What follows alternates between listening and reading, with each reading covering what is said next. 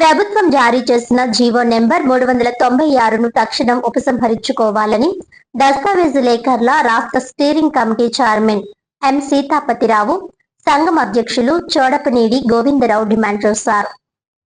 ఈ సందర్భంగా ఆయన మాట్లాడుతూ రాష్ట్ర వ్యాప్తంగా 5 లక్షల మంది లేఖర్లు ఉన్నారని అన్నారు. ప్రభుత్వం నూతనంగా ఏర్పాటు చేసే RSKల వల్ల అందరి కుటుంబాలు రోడ్డున పడతాయని ఆవేదన వ్యక్తం చేశారు. ప్రతి రిజిస్ట్రేషన్ కార్యాలయానికి ఏడాదికి 2 కోట్ల రూపాయల ఆదాయం వస్తుందని, దానితో అభివృద్ధి చేయాలని సూచించారు. తాము ఒక్కో రిజిస్ట్రేషన్ కు ఎంతో కష్టపడి పేపర్ వర్క్ చేస్తామని, సర్వే పనులు నిర్వహించి డాక్యుమెంట్ తయారు చేస్తామని తెలిపారు. 2 రోజుల పాటు కష్టపడితే 2000 రూపాయలు ఇస్తారని, దీనిలో ఆఫీస్ అద్దెలు కూడా చెల్లించాలని వివరించారు. తాము ఇదే పనిపై ఆధారపడి 200 మంది కాకినాడలో పనిచేస్తున్నామని అన్నారు. ప్రభుత్వం ఉన్న పలంగా బయటకు పొమ్మంటే తమ కుటుంబాల పరిస్థితి ఏమిటని ప్రశ్నించారు. CM Chandrababu Naidu, deputy CM Pawan Kalyan లు చొరవ తీసుకుని జీవో రద్దు చేయించాలని విజ్ఞప్తి చేశారు. నిరసనలో కాకినాడ దస్తావేజు లేఖర్ల సంఘం రాష్ట్ర గౌరవ అధ్యక్షులు జయశంకర్ ప్రసాద్, నిమ్మకాయల నగేష్, కార్యదర్శి గీసాల శ్రీనివాసరావు, మేడిశెట్టి శ్రీనుతో పాటు తుని, ప్రత్తిపాడు, తాళ్లరేవు, పెద్దాపురం సంఘం సభ్యులు పాల్గొన్నారు.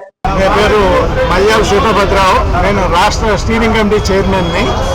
మేము లాస్ట్ 36ని ప్రభుత్వం వారు, రెవెన్యూ డిపార్ట్మెంట్ వారు 396 జీవో ఇష్యూ చేశారు. RSKలు ప్రవేశపెట్టి PPP విధానాన్ని కొనసాగిస్తామని. మనకి 2023 నవంబర్లో PDE అని ఒక 2.0 PDE అని పెట్టి పబ్లిక్ డేటా ఎంట్రీ ఇప్పటివరకు మేమే చేస్తున్నాం ప్రైవేట్ గాని. ఇప్పుడు ఈ ప్రైవేట్ ఏజెన్సీ, ధనికమైన ప్రైవేట్ ఏజెన్సీకి అప్పచెప్పి మేము చేస్తున్న PDE విధానాన్ని ఎందుకు వాళ్ళకి ట్రాన్స్ఫర్ చేస్తున్నారో అర్థం కావట్లేదు. మేము మెరుగైన సేవలు అందిస్తున్నాము ప్రజలకు ఇప్పటివరకు. మేము ఈరోజు 6వ రోజు కొనసాగిస్తున్నాము ఈ పెన్ డౌన్ కార్యక్రమాన్ని. మాకు ఇప్పటివరకు ఏ విధమైన మోక్షం కలగట్లేదు. కానీ కక్షిదారులు అందరూ, పబ్లిక్ అందరూ సహకరిస్తున్నారు. వారికి ప్రత్యేక ధన్యవాదాలు. ఈ విధానం ఇలాగే కొనసాగితే ప్రజల ఆస్తులకి భరోసా ఉండదు. మేము ప్రజలకి ఎప్పటి నుంచో వారికి మాకు అవగాహన ఉన్న మీదట మేము జీవితకాలం మేము ఉన్నంత వరకు, వాళ్ళు ఉన్నంత వరకు రెస్పాన్సిబుల్గా ఉండి జవాబుదారీగా ఉంటాము. ఈ ప్రైవేట్ ఏజెన్సీలు అన్నవాళ్ళు ఈవేళ ఒక ఎంప్లాయ్ ఉంటాడు, రేపు ఇంకో ఎంప్లాయ్ ఉంటాడు. వారిని ఏదైనా తప్పిదాలు వాళ్ళ ఆస్తుల్లో దొర్లిన ఎడల వారికి జవాబుదారీతనం కోల్పోతారు. ఈ విషయం మీద మేము ఈ పెన్ డౌన్ కార్యక్రమం కొనసాగిస్తున్నాం.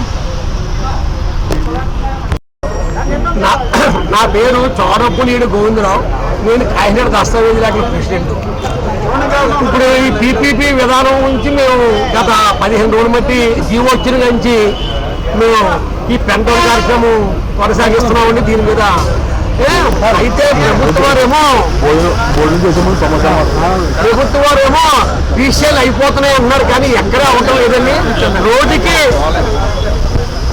రాష్ట్రం మొత్తం మీద 60-70 కోట్ల ఆదాయం వచ్చేది. ఇప్పుడు 2-3 కోట్ల ఆదాయం వస్తుందండి. దీన్ని బట్టి ఎక్కడవుతున్నాయండి? మా ప్రజల సహకారం లేకపోతే మా పెన్ డౌన్ ఎందుకు చేస్తామని మేము ప్రజల సహకారం ఉందండి. ఎందుకంటే ప్రజల సహకారం వాళ్ళకి తెలుసు. RSKలు పడితే RSKలు ఎవరు చేస్తారండి? రాష్ట్రం ఎవరు బాధ్యత, ఎవరు బాధ్యత తీసుకుంటారో? ఇవాళ ఉద్యోగం చేస్తాడు, రేపు పోతాడు. ఇంకో చేతులు ఎక్కువ ఇస్తే ఎవరు దాని బాధ్యత? ఎవరు కోర్టులే సాక్ష్యం ఇస్తారు?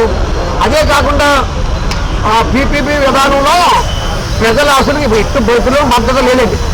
మన లేఖల వ్యవస్థ ఏంటంటే మేము రికార్డు చూస్తాం, అన్నీ చేస్తాం, దస్తాలు ఎప్పుడు కూడా జాగ్రత్తగా రాయడానికి చూస్తాం. ఇంత చేసినా కూడా అప్పుడప్పుడు పొరపాటు వస్తుంది. సవరణ దస్తాలు ఏమి చేయవలసి వస్తుంది.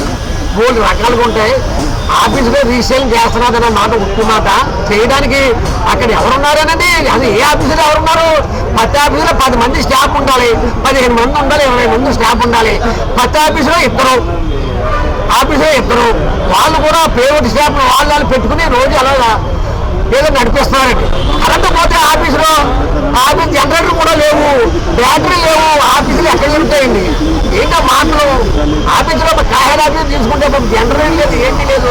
కరెంటు బిల్లు కట్టే రాజునే లేదు. కరెంటు పోతుంటే రిజిస్టర్ లేకపోతే స్లాబ్లు పోతున్నాయి. ఇన్ని బాధలు ఉన్నాయని ఏదో వచ్చి చేసేస్తారు, ఎప్పుడూ ఏం చేయరు. ఆఫీసులో 23 మంది స్టాఫ్ ఉంటే ఇప్పుడు 4 స్టాఫ్ ఉన్నారండి. దీనిలో 10 మంది ఎంతమంది ప్రైవేట్ చేసి పెట్టించుకుని చేసుకుంటున్నారు. ప్రజలు ఇబ్బంది కలగకూడదండి. వాళ్ళు ఉన్నాయి లోటుపాట్లు, ఏం చెప్పకుండా ఏదో పెట్టేసాం అంటున్నారు. చాలా తప్పుడు విధానం. ఇంకా మేము మా ఈ పెన్డౌన్ అన్నది ఇవాళ మేము జిల్లా మీటింగ్ పెట్టుకున్నామండి. ఇది ఇక్కడ ఏంటన్నది మేము రాష్ట్రాంగాన్ని చెప్తాం, రాష్ట్రాంగం నిర్ణయం బట్టి మేము ఏం చేయాలని చెప్పేసి నిర్ణయం తీసుకుంటాం.